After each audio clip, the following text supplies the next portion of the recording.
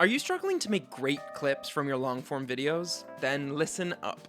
You probably know that one of the best ways to grow a longer form series or show is to find the best moments, turn them into clips, and then post them to social media. But that is harder than it seems. You need social media clips that stand on their own, that are interesting in their own right, but also that pull people to your main longer form videos. Otherwise, you're gonna gain fly-by-night viewers that won't turn into a loyal audience. You need a formula, a repeatable way to find and edit clips that will grow your show, but not take forever to source and edit.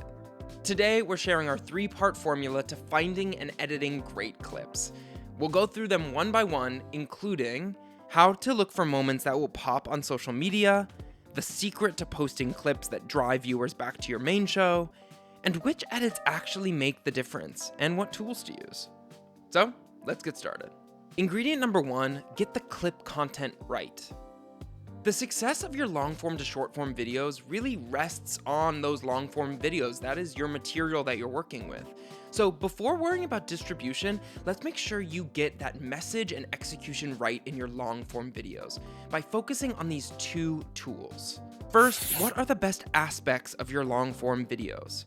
Great clips are interesting on their own, but also compel viewers to seek out more of your content by reflecting on the best aspects of your long-form shows. Why is this important? Well, because the main issue that short-form creators have is turning that following into a loyal, steady audience. And the same is true for long-form creators that are trying to get an audience from short-form clips. Most great long-form formats are described by loyal followers in the following ways. The format makes everything they talk about interesting. The dynamic between the co-hosts is so fun to watch.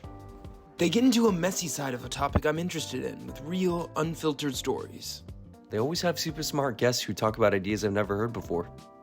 Identifying what makes your long-form show really great is what is going to help you in making those short-form clips. For example, an insight-dense science podcast might be able to clip one really funny moment and get lots of views. But if the show isn't normally all that funny, most of those clip viewers won't turn into subscribers. So, great clips that can turn viewers into subscribers can really help reinforce those driving themes and messages behind your longer form videos. But here's a tip. You do not need to rely on those clips to have all the context of your entire show just based on the footage alone.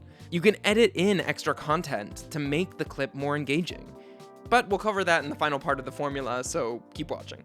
Take your clips to where your audience actually hangs out. Even the best clips will flop if you send them to the wrong audience, so when you are planning these clips, really make sure that you are planning to platform them in the right place before you start recording. Really know where you're planning to post these. For example, it might be tough to make waves on TikTok with clips from your show on security compliance, but hey, be the exception.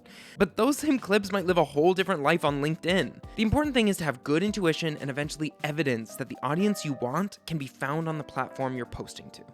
Which leads us to ingredient number 2, getting the distribution right. The next piece of the puzzle is to make sure your clip is actually viewed by a lot of people.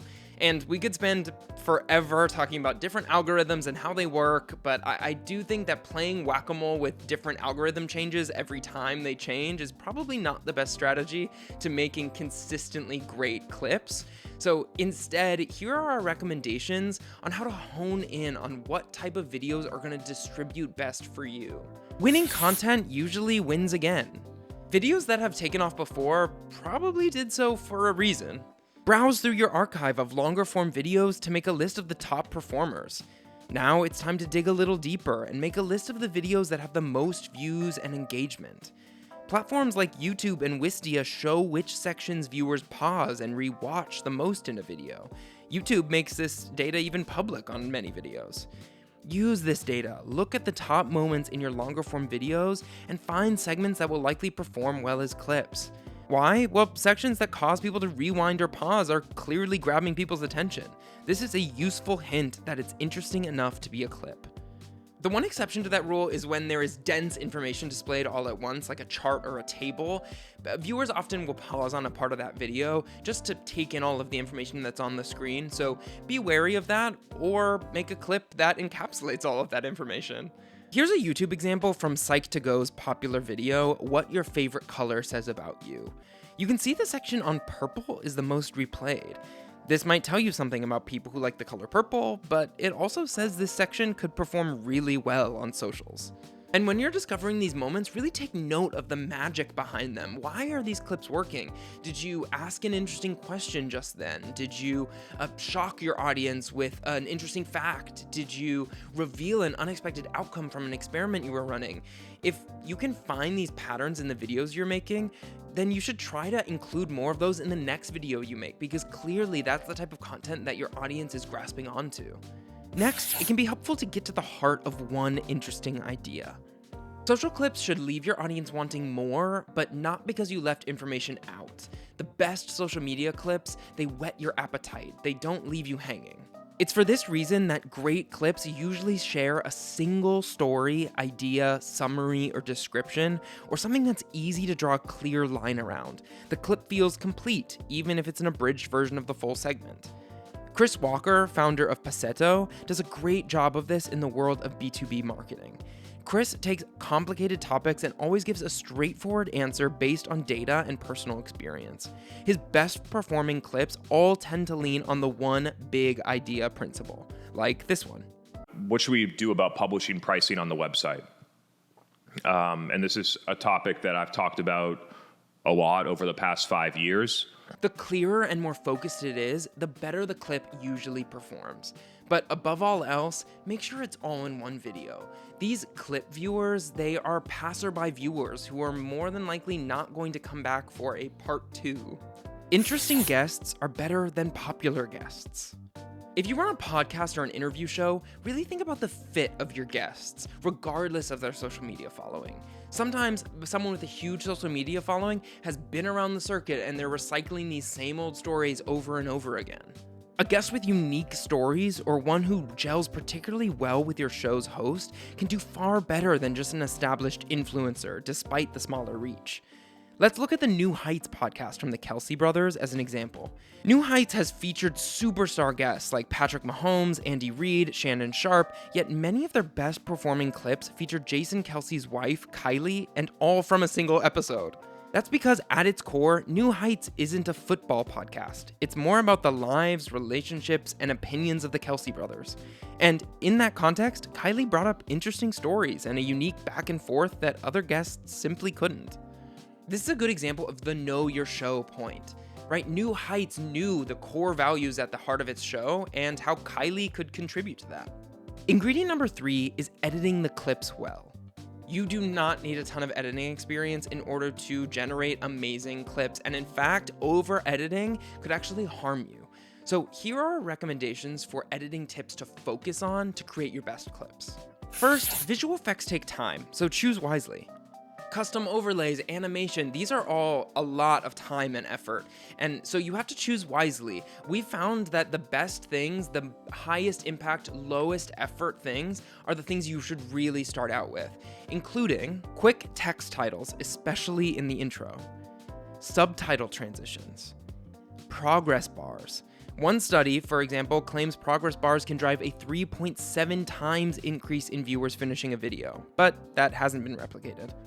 From our experience, those are the types of things, those low effort, high impact things that really can boost your engagement high in a really short amount of time. Next, get your clips social ready or don't bother. The data is clear. Viewers on smartphones love subtitles.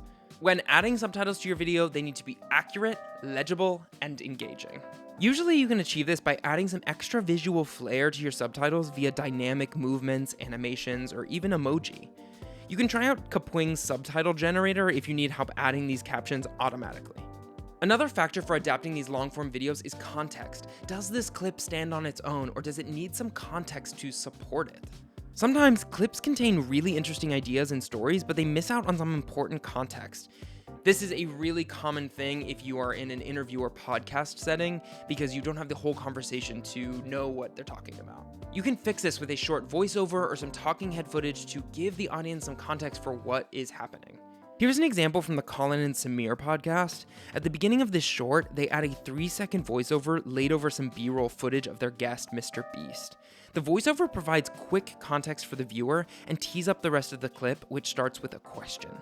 MrBeast is the world's biggest creator. He will always attract views. So the fact that even they still put in context for him, it really emphasizes how important this is in a clip. And speaking of the beginning, stop the scroll with a 5-second hook.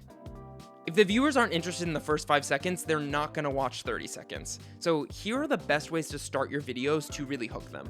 Did you know? Start your clip by sharing a factoid or a data point that's surprising and not well known. 5-second story time. Tell the arc of a story quickly, then let the clip unpack the details. This hook is great for case studies or sharing firsthand experiments.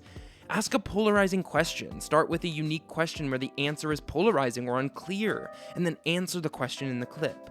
Start with a list. Lists work in every content format, and it's no different for clips. Turn the discussion points into a clear list that you share up top, and then go through and expand on each point during the clip. And share a preview. Show a quick review of something that you'll reveal in more detail later.